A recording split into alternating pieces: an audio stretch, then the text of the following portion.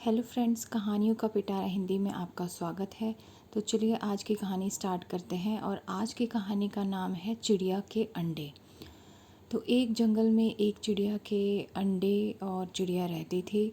और कुछ ही दिनों बाद उस चिड़िया के अंडे फूट जाते हैं और उनमें से छोटे छोटे बच्चे निकल आते हैं।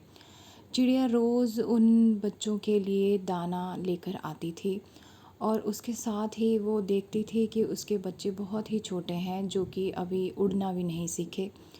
और इतना सब देखने के बाद वो उनके लिए खाना लेकर आती थी दूर दूर से जाकर।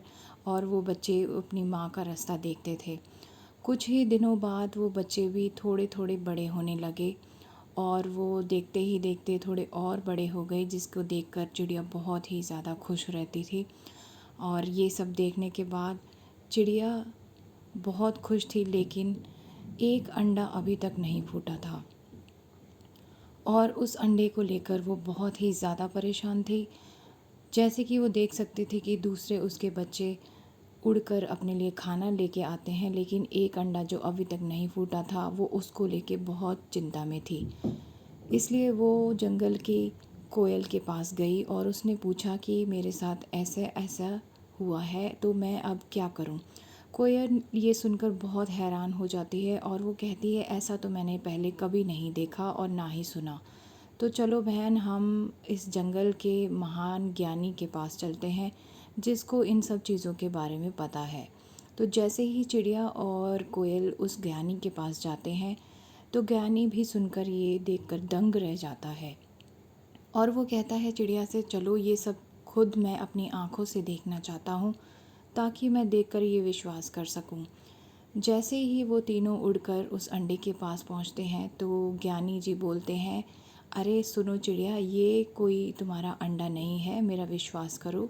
ये एक बच्चे का खिलौना है, जो मैंने गाँव के बच्चे को देखा है इससे खेलते हुए।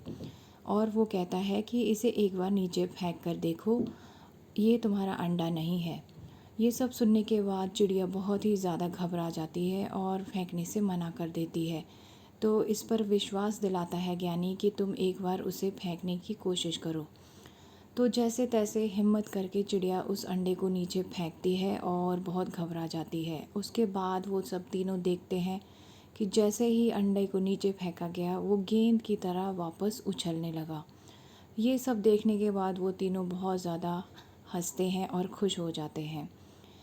तो फ्रेंड्स, कैसी लगी आपको आज की कहानी, हमें कमेंट करके ज़रूर बताइए। और साथ ही साथ लाइक, शेयर और सब्सक्राइब ज़रूर कर लीजिए और बेल आइकन को ज़रूर प्रेस कर दीजिए, ताकि हमारे आने वाली लेटेस्ट नोटिफिकेशंस आप तक पहुँच जाएँ और आप ढेर सारी ऐसी कहानियाँ और सुन सकें।